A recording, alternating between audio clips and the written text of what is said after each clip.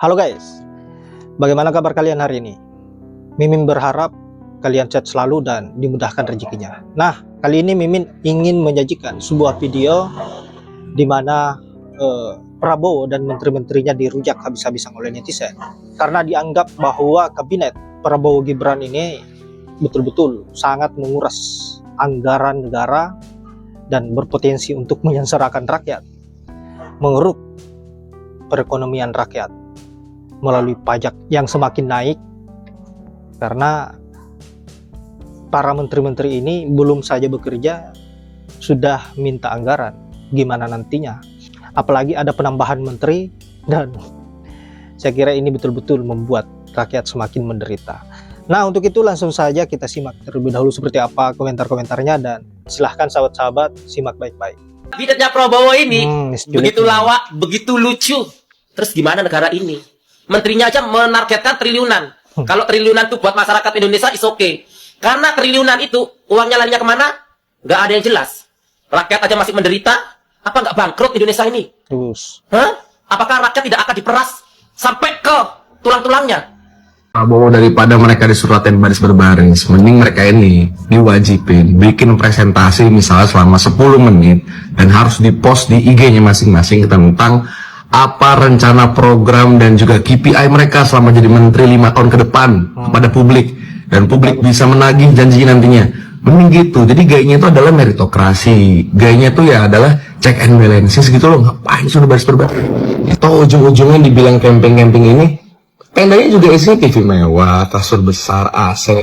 Ini mah camping macam apa ini? Gak pernah gua hidup melihat ada tenda kayak gini. Lagi-lagi apa? Hambur-hamburin duit. Jadi stop lah gaya militer-militeran di tubuh sipil.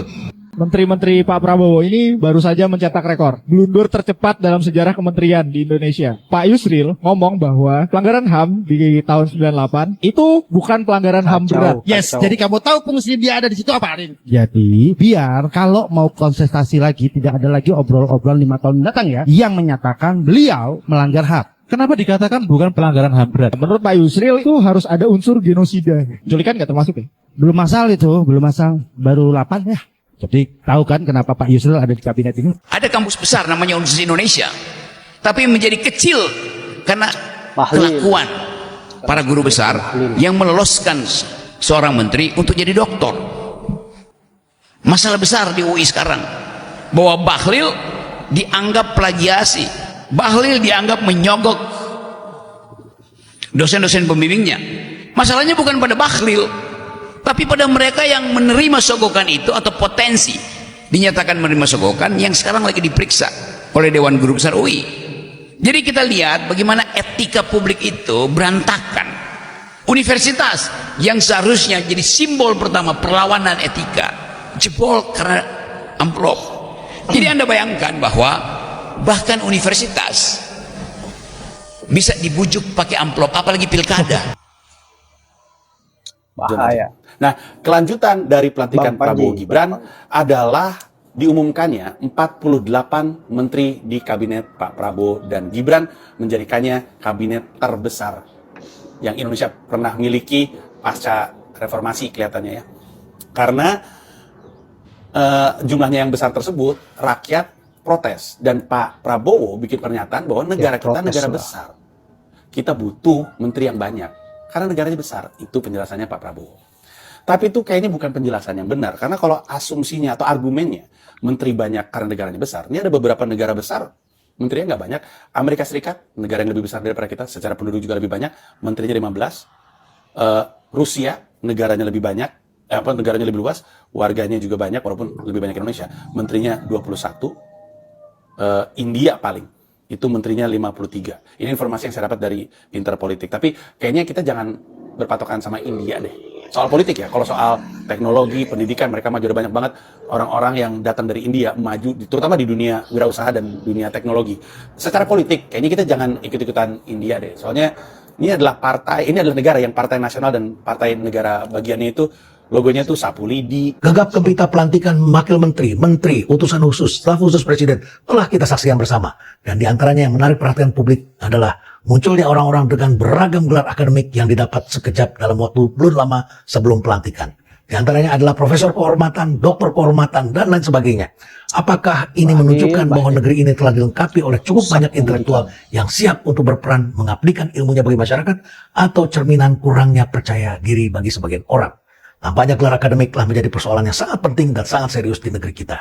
Lalu kemudian, beberapa waktu yang lalu kita menyaksikan gelar doktor honoris causa pada seorang artis yang kemudian ramai dibincangkan. Belum itu selesai, kita kemudian menyaksikan gelar doktor yang diberikan oleh Universitas Indonesia kepada Dr. Bahlil Lahadalia. Tepatkah gelar itu diberikan? Timbul pertanyaan, apalagi terjadi persaingan di antara mereka yang ingin memasuki kabinet. Ini sulit untuk dihindarkan. Karena kita ketahui dari berita bahwa kemungkinan besar ada sponsor-sponsor yang ingin menggolkan calon-calonnya. Tapi oke lah, itu persoalan sendiri. Itu persoalan politik yang berada di luar jangkauan saya. Kali ini kita bahas tentang bagaimana ujian itu berlangsung.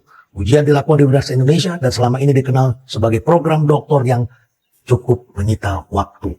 Bahkan banyak sekali orang yang berusaha menghindari untuk mengambil gelar doktor dari Universitas Indonesia. UI selama ini dikenal sebagai universitas yang tidak mudah meluluskan calon-calon doktor. Tapi kali ini kita menyaksikan dalam 2 tahun sudah bisa diberikan. Tapi nanti dulu, kira-kira 10 tahun yang lalu, 15 tahun yang lalu ketika saya menjadi ketua program doktor pun pernah ada orang yang lulus dalam tempo 22 bulan. Itu pun juga timbul perdebatan-perdebatan. Memang selama ini selalu timbul persoalan ketika program studi memiliki 1 dari 3 calon dokter seperti ini. Yang pertama, ini adalah tokoh publik. Banyak orang yang tidak yakin bahwa tokoh publik atau pejabat publik ini sanggup menyelesaikan program studi dalam waktu yang singkat. Maklum, studi ini menyita waktu banyak, bacaannya banyak, tekanan yang sangat besar, dan tentu saja harus konsentrasi penuh. Yang kedua adalah ketika kita mempunyai mahasiswa yang mempunyai pendapatan yang tinggi. Karena banyak sekali orang yang tidak percaya, orang yang punya pendapatan tinggi akan mau sekolah lagi untuk belajar dengan mengotori tangannya dan menyusahkan dirinya sendiri. Dan yang ketiga adalah orang, kalau perempuan itu cantik, kalau pria itu ganteng. Banyak orang yang berpikir bahwa orang yang bersedia untuk menjadi akademisi adalah orang-orang yang tidak cantik dan tidak ganteng. Jadi kalau ada orang cantik dan kemudian pinter, ganteng, pinter, selalu timbul kontroversi. Tapi baiklah, itu adalah persoalan-persoalan yang selama ini muncul. Lalu kemudian kita menyaksikan sekarang ada program doktor jalur riset. Sementara para pengamat dan orang-orang yang menilai selalu menilai dengan apa yang dialami di masa lalu. Selama ini program dokter di UI lebih banyak dikenal sebagai program dokter jalur kuliah atau by course. Artinya untuk mengikuti program ini diperlukan masa studi yang cukup panjang. Anda harus mengambil kelas-kelas teori, metodologi, dan juga kelas-kelas untuk melakukan pengukuran atau statistik. Jadi waktunya sangat panjang. Di zaman saya dulu ketika saya menjadi ketua program studi di program doktor, itu dibutuhkan masa studi untuk ngambil kuliah 4 semester. Jadi 2 tahun. Baru kemudian setelah itu bisa menyusun tesis. Jadi melakukan riset another 2 years. Ini adalah persoalan. Tapi kali ini di Universitas Indonesia telah dibuka program doktor jalur riset. Jadi seseorang bisa langsung mengambil riset. Jadi bertemu dengan pembimbing, mencari pembimbing, mempresentasikan gagasan. Setelah itu kemudian menunjukkan metodologinya, menunjukkan literaturnya, dan seterusnya, dan seterusnya. Asal dilakukan secara rutin, maka kemudian bisa dilakukan pengumpulan data. Ini adalah perdebatan-perdebatan yang muncul di publik. Di samping juga tentu saja mengenai keabsahan tulisan. Apakah ini plagiarisme atau dibuat sendiri? Nah, oleh karena itulah maka timbul perdebatan-perdebatan dan banyak spekulasi. Jangan-jangan saudara Bahlil Lahadalia diluluskan semata-mata untuk segera dilantik menjadi anggota kabinet.